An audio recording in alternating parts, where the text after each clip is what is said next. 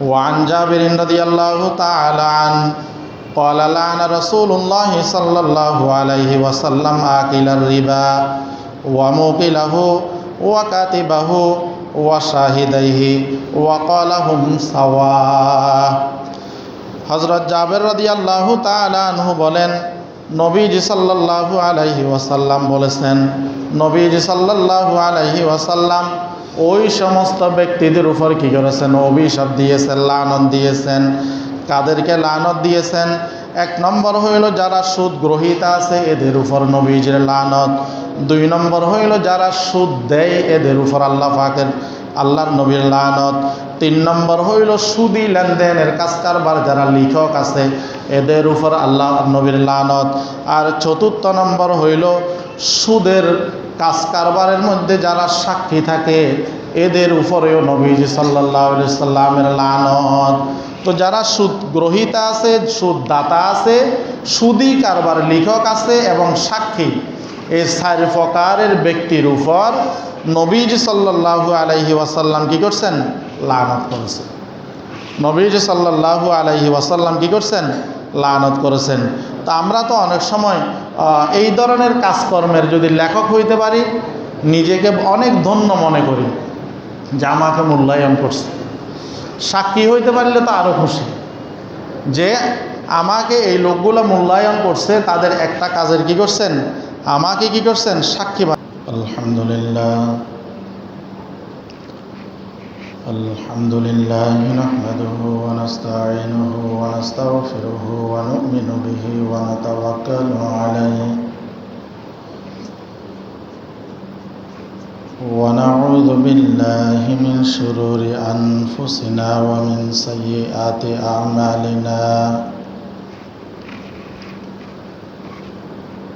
من يهد الله فلا مضل له ومن يضلله فلا هادي له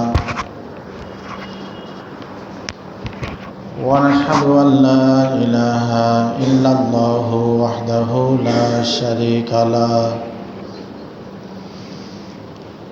ونشهد أن سيدنا وحبيبنا ومولانا محمدا عبده ورسوله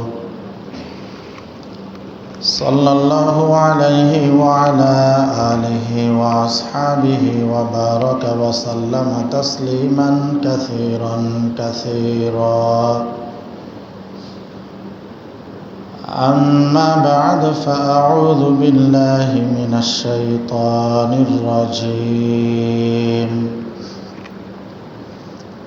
بسم الله الرحمن الرحيم يا أيها الذين آمنوا لا تأكلوا الربا أضعافا مضاعفة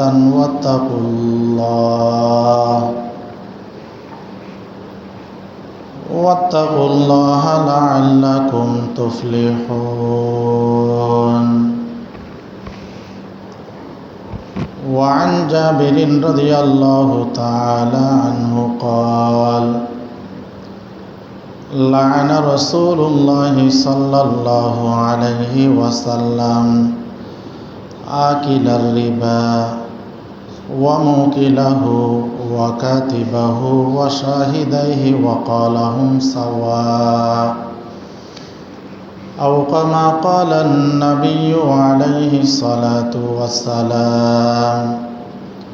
محمد الشهيد الشريف اللهم صل على محمد وعلى آل محمد كما صليت على إبراهيم وعلى آل إبراهيم إنك حميد مجيد اللهم بارك على محمد وعلى آل محمد كما باركت على إبراهيم وعلى آل إبراهيم إنك حميد مجيد। আলহামদুলিল্লাহ, মহান রব্বুল আলামিনের দরবারে অসংখ্য অগণিত শুকরিয়া যে মহান রব্বুল আলামিন আমাদেরকে সফর মাসের 23 তারিখ চতুর্থতম জুমার নামাজ পড়ার উদ্দেশ্যে মসজিদে আসার বসার যার যতটুকু সম্ভব হয়েছে ইবাদত বন্দেগী করার পর প্রতি জুমার নিয়ে সংক্ষিপ্ত সময় কিছু কথা বলার নিয়তে শোনার নিয়তে আল্লাহ তাআলা আমাদেরকে একত্রিত হওয়ার তৌফিক দান করেছেন। এই জন্যে মহান রব্বুল আলামিনের দরবারে শুকরিয়া আদায় করি, আলহামদুলিল্লাহ। লক্ষ কোটি দরুদ ও সালামের হাদিয়া তাজদারে মদিনা সৈয়দুল মুরসালিন ইমামুল আম্বিয়া খাতামুন নবিয়্যিন রাহমাতুল লিল আলামিন জনাবে মুহাম্মদুর রাসূলুল্লাহ সাল্লাল্লাহু আলাইহি ওয়াসাল্লামের উপর। আমি খুতবার শুরুতে কোরআনুল কারীমের সূরা আল ইমরানের 130 নম্বর আয়াতে কারিমা তেলাওয়াত করেছি। নবীজি সাল্লাল্লাহু আলাইহি ওয়াসাল্লামের অসংখ্য অগণিত হাদিস শরীফ থেকে মুসলিম শরীফের 1598 নম্বর হাদিস শরীফ তেলাওয়াত করেছি। আল্লাহ রব্বুল আলামিন তৌফিক দান করলে কোরআন এবং হাদিসের আলোকে সুদ ও তার ভয়াবহ পরিণতি সম্পর্কে আমরা কিছু আলোচনা করব। ওয়ামা তৌফিক ইল্লা বিল্লাহ। তিলাওয়াতকৃত আয়াতে আল্লাহ রব্বুল আলামিন এমন একটি ভয়াবহ গুনার কথা উল্লেখ করেছেন যেটা আমাদের সমাজের রন্ধ্রে রন্ধ্রে প্রবেশ করেছে।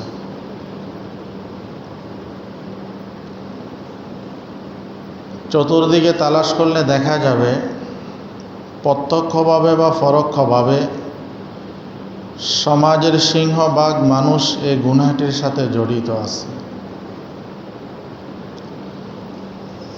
সেই গুনাহটির নাম হইল সুদ, যাকে আরবিতে বলা হয় রিবা, আর আমরা ইংরেজিতে বলি ইন্টারেস্ট। সুদ এটি ভয়াবহ এক কবিরা গুনাহের নাম।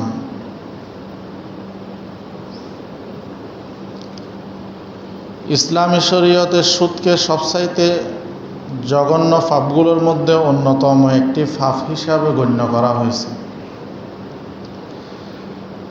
কারণ সুদের বিরুদ্ধে আল্লাহ রব্বুল আলামিন সরাসরি যুদ্ধ ঘোষণা করেছেন,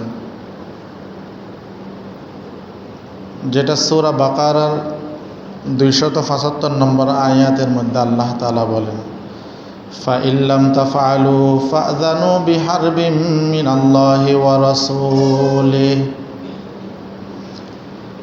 এই আয়াতের মধ্যে আল্লাহ রব্বুল আলামিন বলেন, যদি তোমরা সুদী কারবার বর্জন না করো তাহলে আল্লাহ ও তার রাসূলের সাথে যুদ্ধ করার জন্য প্রস্তুত থাকো। নাউযুবিল্লাহ। তো পৃথিবীর বুকে আল্লাহ এবং রসুলের সাথে যুদ্ধ করার শক্তি পৃথিবীর কাহারও নাই। আমরা যদি একটু চিন্তা করি যে পৃথিবীর মধ্যে যাদের সবচাইতে ক্ষমতা বেশি ছিল, তার মধ্যে নমরুদ, ফেরাউন, সাদ্দাত, আব্রাহা, এরা কেউ আল্লাহ রব্বুল আলামিনের সাথে যুদ্ধ করে কি করতে পারেন নাই, টিকতে পারেন নাই। আল্লাহ রব্বুল আলামিন এদেরকে ছোট ছোট বিষয়গুলোর মাধ্যমে পরাজিত করেছেন। যেমন নমরুদকে আল্লাহ রব্বুল আলামিন ল্যাংড়া মশার মাধ্যমে ধ্বংস করেছেন। ফেরাউনকে আল্লাহ রব্বুল আলামিন নীল নদীর মধ্যে পানিতে ডুবিয়ে কি করছেন, ধ্বংস করেছেন। সাদ্দাতকে নিজের তৈরিকৃত জান্নাতে প্রবেশ করার আগেই কি করছেন, ধ্বংস করছেন। আব্রাহা বাহিনী, হস্তি বাহিনী, যারা বাইতুল্লাহ হামলা করার জন্য আসছিল, আল্লাহ রব্বুল আলামিন এদেরকে ছোট ছোট ফাঁকির মাধ্যমে ধ্বংস করে দিয়েছে। তো বোঝা গেল আল্লাহ রব্বুল আলামিনের সাথে যুদ্ধ করার মতো পৃথিবীর কাহারও শক্তি নাই। অতএব শক্তি যদি না থাকে যেখানে আল্লাহ রাব্বুল আলামিন সুদী কারবার বর্জন না করলে এদের বিরুদ্ধে যুদ্ধ ঘোষণা করেছেন, তা আমাদের উচিত হবে এই সুদী কারবার থেকে ফিরে আসা। আমাদের উচিত হবে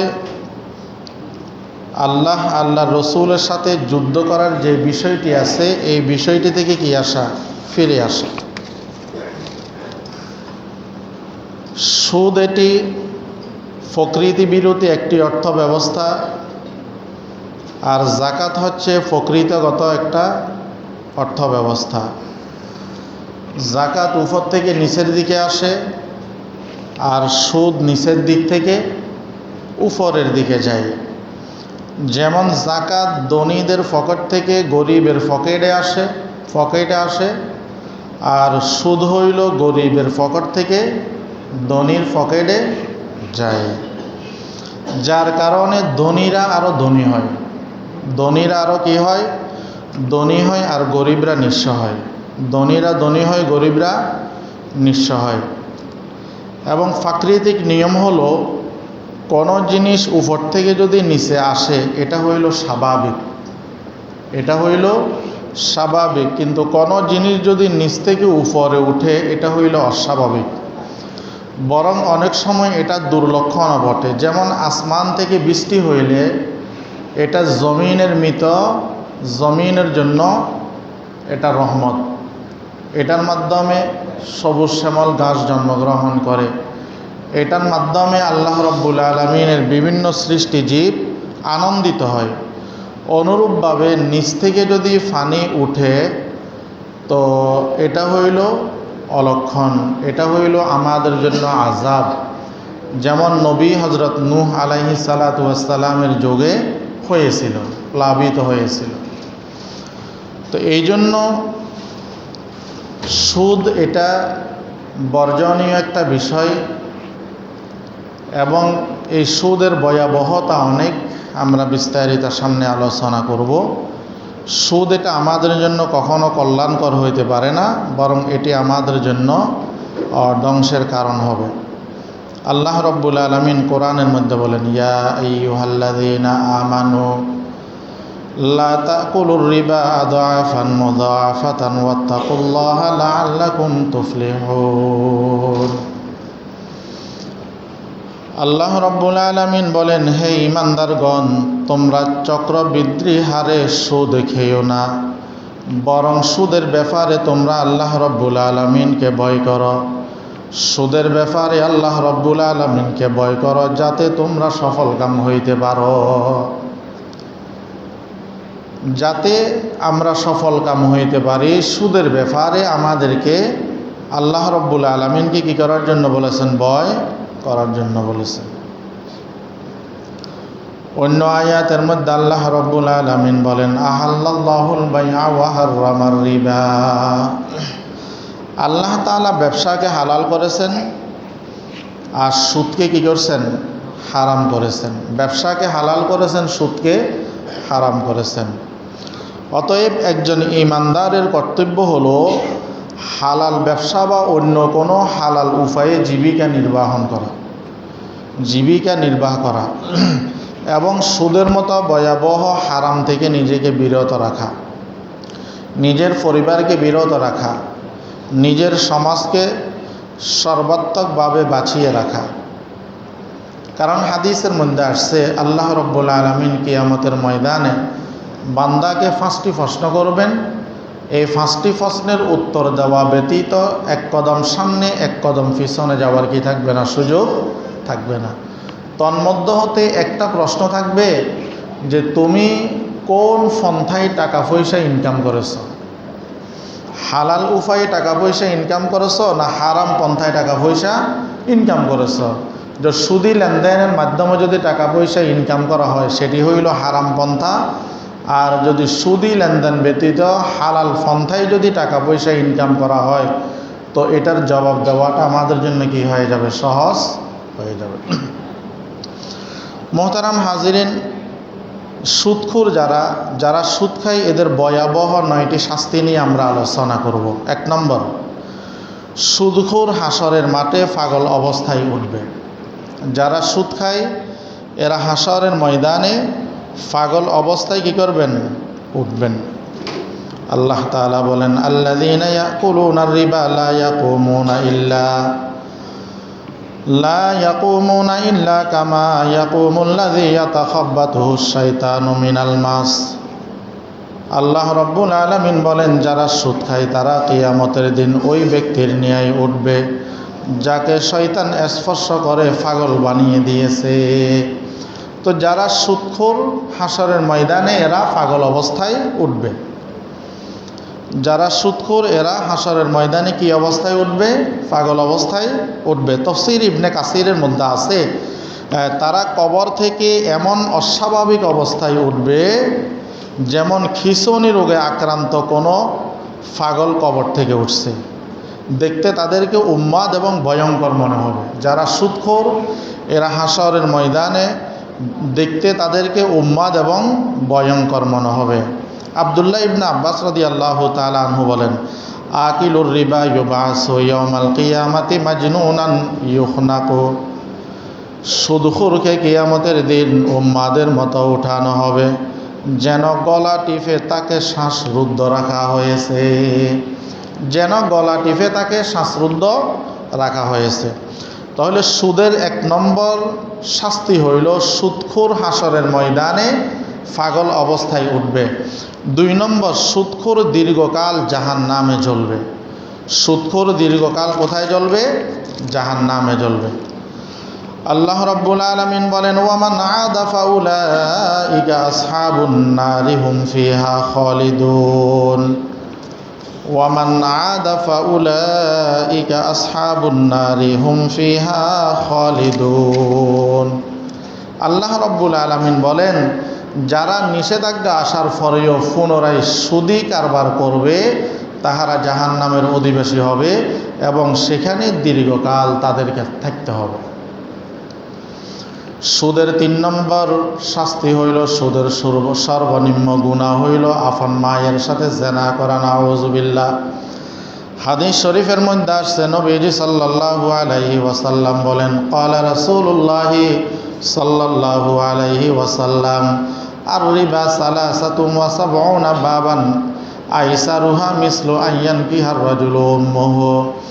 নবীজি সাল্লাল্লাহু আলাইহি ওয়াসাল্লাম বলেন, সুদের গুনাহের 73টি স্তর আছে। সুদের গুনাহের 73টি স্তর আছে। এর মধ্যে সর্বনিম্ন যে স্তর হইল সেটা হইল নিজের মায়ের সাথে জেনা করা সমতুল্য গুনাহ। নাউযুবিল্লাহ। তাহলে সুদের অনেকগুলা স্তরের মধ্যে সর্বনিম্নতর স্তর হইল যারা সুদ খায় তারা আপন মায়ের সাথে জেনা সমতুল্য, নাউযুবিল্লাহ, কি হইতেছে? গুনাহ করতেছে। এরা আপন মায়ের সাথে কি করতেছে? নাউযুবিল্লাহ, জেনা সমতুল্য গুনাহ করতেছে। আল্লাহ তাআলা আমাদের হেফাজত করুক। সুদের 4 নম্বর শাস্তি হইল, নবীজি সাল্লাল্লাহু আলাইহি ওয়াসাল্লাম বলেন, ক্বালা রাসূলুল্লাহি সাল্লাল্লাহু আলাইহি ওয়াসাল্লাম, দিরহামুন রিবান ইয়াকুলুহুর রাজুলু ওয়া হুয়া ইয়ালামু আশাদ্দু মিন সিত্তাতি ওয়া সালাসিনা জানিয়া।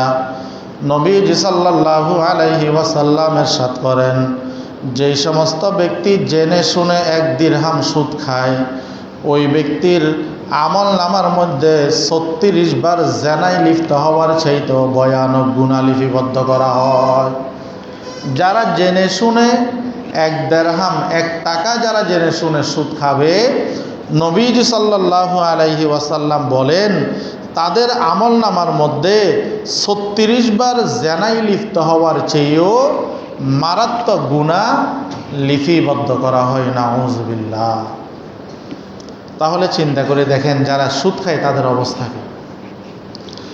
সুদখোরের 5 নম্বর শাস্তি, নবীজি সাল্লাল্লাহু আলাইহি ওয়াসাল্লাম বলেন, আতাইতু লাইলাতান উসরিয়া বি আলা কওমিন বুতুনুহুম কাল বুয়ুত ফিহাল হায়াত তুরা মিন খারিজি বুতুনিহিম কুলতু মান হাউলাই ইয়া জিবরাইল ক্বালা হাউলাই আকালাহুর রিবা। নবীজি সাল্লাল্লাহু আলাইহি ওয়াসাল্লাম বলেন, মেরাজের রাতে নবীজি সাল্লাল্লাহু আলাইহি ওয়াসাল্লাম একদল লোকের পাশ দিয়ে অতিক্রম করতেছেন। দেখলেন তাদের ফ্যাটগুলো ছিল বিশাল এক ঘরের মতো। সেই ফ্যাটের মধ্যে বড় বড় বিষাক্ত সাপ কিলবিল কিলবিল করতেছিল এবং তাদেরকে দংশন করতেছিল। সাপগুলো ফ্যাটের বাইরে থেকে স্পষ্ট দেখা যাইতেছে। নবীজি সাল্লাল্লাহু আলাইহি ওয়াসাল্লাম বলেন, আমি জিব্রাইল আলাইহিস সালাতু ওয়াস সালামকে জিজ্ঞাসা করলাম, হে জিব্রাইল, এরা কারা? তো জিব্রাইল আলাইহিস সালাতু ওয়াস সালাম বলেন, ইয়া রাসূলুল্লাহ, ইয়া হাবিবাল্লাহ, এরা হইল আপনার উম্মতের ওই সমস্ত লোক যারা ঋণ দিয়ে তাদের ফ্যাটকে মোটা অঙ্কে সুদ নিয়েছে। যারা ঋণ দিয়ে মানুষ থেকে মোটা অঙ্কে কি নিয়েছে? সুদ নিয়েছে। তাদের শাস্তি হিসেবে আল্লাহ তাআলা তাদের ফ্যাটকে বড় ঘরের মতো করে দিবে এবং সেইখানের মধ্যে বিষাক্ত সাপ থাকবে। ওই সাপগুলো তাদেরকে কি করতেছে? দংশন করতেছে এবং কিয়ামত পর্যন্ত তাকে এইভাবে শাস্তি দেওয়া হবে। সুদখোরের 6 নম্বর শাস্তি। সুদখোরের 6 নম্বর শাস্তি হইল রক্তের নদীর মধ্যে হাবুডুবু খাবে। কিতাবের মধ্যে আসছে, বুখারী শরীফের মধ্যে লম্বা হাদিস, নবীজি সাল্লাল্লাহু আলাইহি ওয়াসাল্লাম একদিন ফজরের নামাজ পড়ানোর পর সাহাবাই কেরামদের দিকে ফিরে বসলেন। বসে সাহাবাই কেরামদেরকে বলেন, হে আমার সাহাবাই কেরাম, আজকে আমি একটা স্বপ্ন দেখলাম। 2 জন ফেরেশতা এসে আমাকে নিয়ে গেল এবং আমি একটা রক্তের নদীর পাশ দিয়ে যখন অতিক্রম করতেছি, তখন দেখলাম রক্তের নদীর মধ্যে একজন লোক হাবুডুবু খাচ্ছে। ওই লোকটা যখন কিনারে আসার জন্য চেষ্টা করে, কিনারে আরেকজন লোক বড় একটা পাথর নিয়ে দাঁড়িয়ে আছেন। হাবুডুবু খাওয়া লোকটা যখন কিনারে আসার জন্য চেষ্টা করে, পাথরওয়ালা লোকটা ওই ব্যক্তিকে এমন জোরে পাথর মারে, ওই ব্যক্তি আবার রক্তের নদীর মধ্যখানে চলে যায়। এইভাবে কিনারে আসার জন্য চায়, আর যে ব্যক্তি কিনারে পাথর নিয়ে দাঁড়িয়ে আছেন, ওই ব্যক্তি পাথরের আঘাতে ওই ব্যক্তিকে আবার রক্তের নদীর মধ্যখানে নিয়ে যায়। নবীজি সাল্লাল্লাহু আলাইহি ওয়াসাল্লাম বলেন, আমি আমার সাথীদেরকে জিজ্ঞাসা করলাম, যে 2 জন সাথী আমাকে নিয়ে গেল, আমি তাদেরকে জিজ্ঞাসা করলাম, এই ব্যক্তিকে কেনই বা এই ব্যক্তিকে এইভাবে শাস্তি দেওয়া হচ্ছে? তো ফেরেশতারা বললেন, এই লোকটি হইল সুদখোর মহাজন, এই লোকটা হইল সুদখোর, এই লোকটা হইল সুদখোর। এই লোকটাকে কিয়ামত পর্যন্ত আল্লাহ তাআলা এইভাবে শাস্তি দিতেই থাকবে। সুদের 7 নম্বর শাস্তি, সুদের টাকার মধ্যে কোনো বরকত নাই। সুদের 7 নম্বর শাস্তি হলো সুদের টাকার মধ্যে কোনো কি নাই, বরকত নাই। যদিও দেখা যায় সুদখোর অনেক আরাম আয়েশা আছে, গাড়ি বাড়ি সব কিছু আছে, খুব সুখে স্বাচ্ছন্দ্যে জীবনযাপন করছে, মনে রাখতে হবে প্রাচুর্য আর বরকত এটা এক জিনিস নয়। অনেকের কাছে অনেক টাকা আছে কিন্তু বরকত নাই, অনেকের কাছে টাকা কম কিন্তু ওই কম টাকার মধ্যে আল্লাহ তাআলা কী করছেন? বরকত রেখেছেন। এই জন্য আল্লাহ তাআলা বলেন, ইয়ামহাকুল্লাহুর রিবা ওয়া ইউরবিস সাদাকাত, আল্লাহ তাআলা সুদকে নিচ্ছিন্ন করে দেন আর দান সদকাকে বর্ধিত করে দেন। দান সদকাকে কী করেন? বর্ধিত করে দেন। এই জন্য ওলামায়ে কেরাম বলেন, সুদের টাকায় নরম নরম গালিচা কিনা যায় কিন্তু সুখ নিদ্রা কিনা যায় না। সুদের টাকায় নরম নরম বিছানা কেনা যায় কিন্তু এই নরম বিছানার মধ্যে ওই ব্যক্তির আরামের ঘুম নাই। সুদের টাকায় সাদা চুল কালো করা যায় কিন্তু হারানো যৌবন ফিরিয়ে আনা যায় না। সুদের টাকায় উন্নত চিকিৎসা নিশ্চিত করা যায় কিন্তু সুস্থতা নিশ্চিত করা যায় না।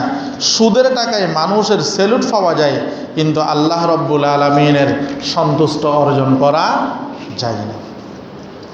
এই জন্য মোহতারাম হাজিরিন, এই সুদি লেনদেনের সাথে যারা জড়িত আছে অবশ্যই আমাদেরকে এই সুদি লেনদেন থেকে পরিহার করে আল্লাহর দরবারে খাটে কী করতে হবে?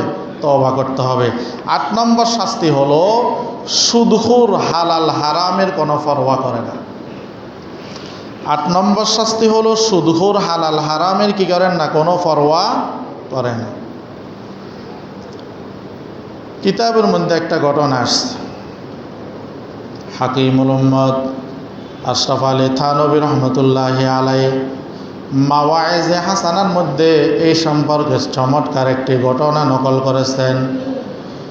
একজন লোক অসুস্থ হওয়ার পর ওই অসুস্থ ব্যক্তি মান্যত করলেন, আমি যদি কি হই, অসুস্থ থেকে সুস্থ হই, তাহলে আমি 10টা টাকা শয়তানকে দান করব। ওই ব্যক্তির মান্যত হলো, আমি অসুস্থ থেকে যদি আমি সুস্থ হই, 10 টাকা কাকে দিব? শয়তানকে 10 টাকা দিব। এখন ওই ব্যক্তি সুস্থ হইলেন। এখন সুস্থ হওয়ার পর ওই ব্যক্তি চিন্তা করতেছেন, আমি তো মান্যত করছিলাম, এখন এই মান্যতের টাকা আমি শয়তানকে কীভাবে দেবো? কারণ শয়তানকে আমি কোথায় পাবো? তো বিজ্ঞ একজন আলেমের কাছে গেলেন। আলেমের কাছে যাওয়ার পর তার মান্যতের কথা বললেন। মান্যতের কথা বলার পর ওই বিজ্ঞ আলেম বললেন, তুমি এমন একজন মহিলাকে খুঁজে বের করো যে কর্কশবাসী, বদমেজাজি এবং তার আচরণে প্রতিবেশীরা অতিষ্ঠ, সে হইল শয়তান সমতুল্য। যেই মহিলা বদমেজাজি, যেই মহিলা কর্কশবাসী, যেই মহিলার আচরণে প্রতিবেশী ঘরের লোক অতিষ্ঠ, ওই ব্যক্তি হইল, ওই মহিলা হইল শয়তান সমতুল্য। অতএব তুমি যে 10 টাকা মান্যত করছো শয়তানকে দিবা, ওই 10 টাকা তুমি কি করো? ওই মহিলাকে দিয়ে দাও। এখন ওই মহিলাকে 10 টাকা দেওয়ার পরে ওই মহিলা বলেন যে আমাকে এই 10 টাকা কেন দিলেন? তখন বলল, আমি নিয়ত করছিলাম সুস্থ হইলে 10 টাকা শয়তানকে দিব। এখন একজন আলেমের কাছে যাওয়ার পরে সে আমাকে এই আচরণে যে তাকে 10 টাকা দেওয়ার জন্য বলেছেন, সে তাকে শয়তানের সাথে তুলনা করেছে। এখন মহিলা চিন্তা করলেন, সর্বনাশ, আমি এমন বদামল করলাম, আমার মধ্যে এমন কিছু খারাপ চরিত্র আছে যে খারাপ চরিত্রের কারণে আমাকে শয়তানের সাথে তুলনা করা হয়েছে। আমি আল্লাহর দরবারে তওবা করলাম, আমি আজকে থেকে ভালো হয়ে গেলাম। এখন যেই লোকটা 10 টাকার মান্যত করছে, ওই লোকটা আবার আলেমের কাছে গেলেন।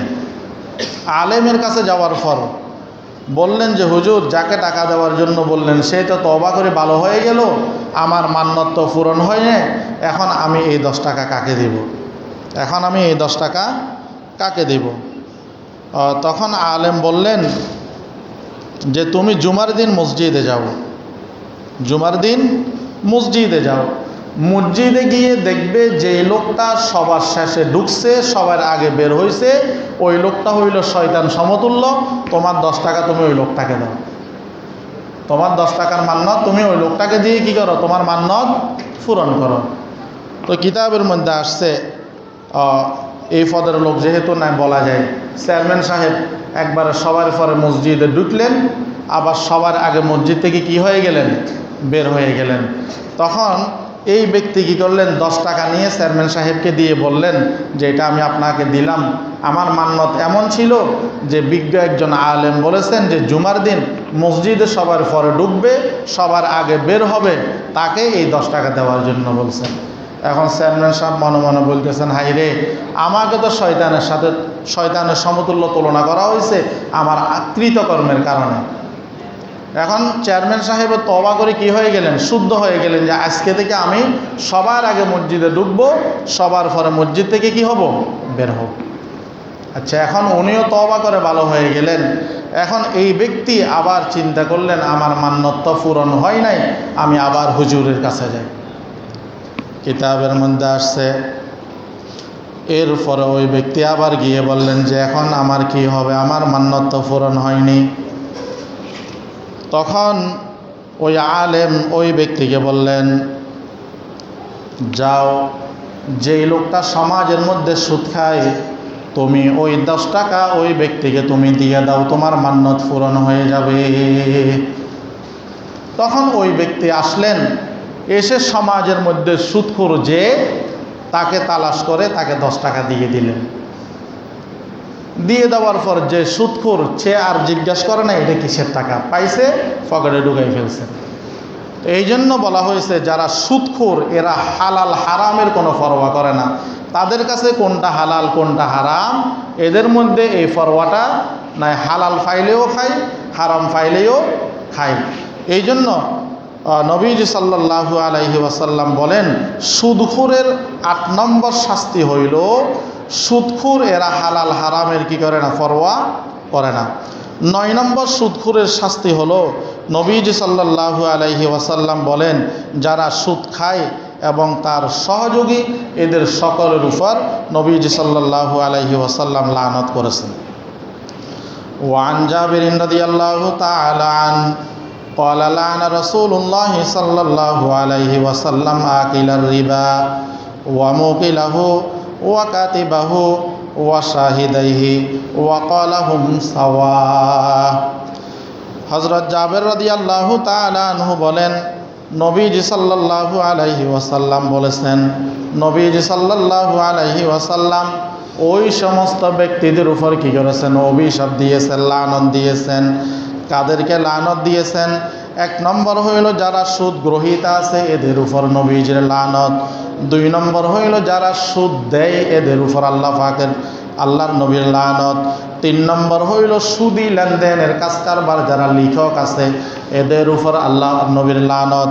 আর 4র্থ নম্বর হইল সুদের কাজ কারবারের মধ্যে যারা সাক্ষী থাকে এদের উপরেও নবীজি সাল্লাল্লাহু আলাইহি সাল্লামের লানত।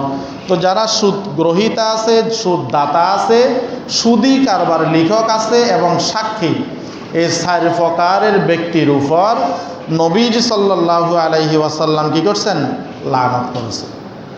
নবীজি সাল্লাল্লাহু আলাইহি ওয়াসাল্লাম কি করছেন, লানত করেছেন। তা আমরা তো অনেক সময় এই ধরনের কাজকর্মের যদি লেখক হইতে পারি নিজেকে অনেক ধন্য মনে করি যে আমাকে মূল্যায়ন করছে। সাক্ষী হইতে পারলে তো আরও খুশি যে আমাকে এই লোকগুলো মূল্যায়ন করছে, তাদের একটা কাজের কি করছেন, আমাকে কি করছেন, সাক্ষী বানাইছেন। কিন্তু আমরা এই দুনিয়ার মূল্যায়নটা বুঝলাম, কিন্তু আমার যে এই সাক্ষীর কারণে আমি যে সাক্ষী হইলাম, এই সাক্ষীর কারণে আমার পরকাল যে নষ্ট হয়ে যাইতেছে এই দিকে আমাদের কোনো কি নাই, খেয়াল নাই। এই জন্য সম্মানিত হাজিরিন, সুদি লেনদেন যারা করে এদের কামাই রুজির মধ্যে কোনো বরকত নাই। এবং সুদি লেনদেন যারা করে অনেকগুলো মাসালা আছে, এগুলো বললে তো অনেকের হয়তো মনে কষ্ট আসবে। যেমন ব্যাংক ও বিমা অফিসে চাকরির বিধান কি? ব্যাংক ও বিমা অফিসে চাকরির বিধান কি? এই কারণে যারা সুদি ব্যাংক, বিমা বা এনজিও সংস্থার ক্ষুদ্র ঋণ প্রকল্পে চাকরি করে, ক্ষুদ্র ঋণ প্রকল্পে চাকরি করে, তাদের চাকরি বৈধ নয়। কারণ তারা সুদি কারবারে লেখালেখি করেন অথবা কোনো না কোনো উপায়ে সুদি কারবারের সহযোগী হিসেবে কাজ করেন। আর এই বিষয়ে বিস্তারিত ফতোয়ার কিতাবগুলোর মধ্যে আছে। এই বিষয়ে বিস্তারিত ফতোয়ায়ে শামী খণ্ড নম্বর 7 পৃষ্ঠা নম্বর 398, ফতোয়ায়ে আলমগিরি খণ্ড নম্বর 3 পৃষ্ঠা নম্বর 117, এমদাদুল ফতুয়া খণ্ড নম্বর 3 পৃষ্ঠা নম্বর 142, ফতোয়ায়ে মাহমুদিয়া খণ্ড নম্বর 24 পৃষ্ঠা নম্বর 346, আহসানুল ফতুয়া খণ্ড নম্বর 7 পৃষ্ঠা নম্বর 13, ফতোয়ায়ে ওসমানী খণ্ড নম্বর 3 পৃষ্ঠা নম্বর 394। এবং যারা ব্যাংকে চাকরি করে এদের যদি অন্য কোনো ইনকাম না থাকে, যারা ব্যাংকে চাকরি করে এদের ব্যাংকের চাকরির বাহিরে যদি কোনো ইনকাম না থাকে, তো এদের বাসায় দাওয়াত দিলে দাওয়াত খাওয়ার ক্ষেত্রেও সতর্কতা অবলম্বন করতে বলেছেন, সতর্কতা অবলম্বন করতে বলেছেন। এবং ব্যাংকের জন্য ঘর ভাড়া দেওয়া, অনেক সময় দেখা যায় আশা, ব্রাক, আরও বিভিন্ন এনজিও সংস্থা যেগুলো আছে এগুলা এদের কার্যক্রম পরিচালনা করার জন্য মাঠ পর্যায়ে অনেক সময় এরা বিভিন্ন বাসা বাড়ি তালাশ করে। এদের কাছে বাসা বাড়ি দেওয়াটাও আপনি সুদি লেনদেনের সহযোগী হিসেবে সাব্যস্ত হবে। এদের কাছে বাসা বাড়ি, বাসা ঘর ভাড়া দেওয়া, দোকান ভাড়া দেওয়া, এটাও আপনি সুদি লেনদেনে কী করলেন, আপনি এদেরকে সহযোগিতা করলেন, সহযোগী হিসাবে আপনি সাব্যস্ত হলেন। অথচ আল্লাহ তাআলা কোরআনের মধ্যে বলেছেন, তাআওয়ানু আলাল বিররি ওয়াত তাকওয়া ওয়ালা তাআওয়ানু আলাল ইসমি ওয়াল উদওয়ান, তোমরা নেক কাজে ও তাকওয়ার ক্ষেত্রে একে অপরের সহযোগী হও, গুনাহ এবং সীমা লঙ্ঘনের ক্ষেত্রে একজন আরেকজনকে কী করিও না, সহযোগিতা করিও না। এরপরে আরও ব্যাংক বিষয়ে অনেকগুলা আলোচনা আছে। অনেক সময় আমরা ব্যাংক থেকে টাকা নিই ঘর করার জন্য, ব্যবসা বাণিজ্য করার জন্য। এই ক্ষেত্রে এগুলা অধিকাংশ হইল সুদি লেনদেন। তবে যারা একটা পন্থা আছে, যেমন একজন মানুষ আপনার কাছে আসলো, বলল ভাই আমাকে একটা অটোরিকশা নিয়ে দেন। তা আপনি ওই ব্যক্তিকে একটা অটোরিকশা নিয়ে দিয়ে 1 লক্ষ টাকা দিয়ে আপনি একটা অটোরিকশা কী করলেন, কিনে দিলেন। কিন্তু কিনে দেওয়ার পর আপনি বললেন তুমি আমাকে প্রতি মাসে এত টাকা করে কিস্তি দেবে এবং এতদিন পর্যন্ত দিবে। তাহলে দেখা গেল আপনি 1 লক্ষ টাকা দিয়ে ওই লোকটাকে অটোরিকশা কিনে দিলেও আপনি তার থেকে আরও 10,000, 15,000, 20,000 টাকা লাভ নিতেছেন। এটার নাম হইল সুদ। এটার নাম হইল কি, সুদ। এখন জায়েজ পদ্ধতি কি? জায়েজ পদ্ধতি হলো যেটা আমাদের বিভিন্ন অনেক সময় সমিতির মাধ্যমে আমরা অনেককে নিয়ে দিই। সেটা হইল আপনার কাছে একজন লোক আসছে, আমাকে একটা অটোরিকশা কিনে দিন, অথবা ভাই আমাকে এতগুলো ইট কিনে দিন। যেমন ব্যাংক থেকে সরাসরি টাকা না নিয়ে এদের থেকে মাল ক্রয় করা। তা আপনি ওই লোকটাকে বললেন ঠিক আছে, আমি একটা অটোরিকশা যত দিয়ে কিনি না কেন, আপনি 1.5 লক্ষ টাকা দিয়ে আপনি একটা অটোরিকশা কিনলেন, অথবা আপনি 10,000 টাকা দিয়ে একটা মোবাইল কিনলেন। এখন এই মোবাইলটা আপনি ওই ব্যক্তির কাছে 12,000 টাকায় বিক্রি করে নির্ধারিত একটা সীমা দিয়ে কিস্তির ব্যবস্থা করে দিলেন। এটা সুদ হবে না, কারণ আপনি তো ওই ব্যক্তির কাছে পণ্যটা বিক্রি করছেন।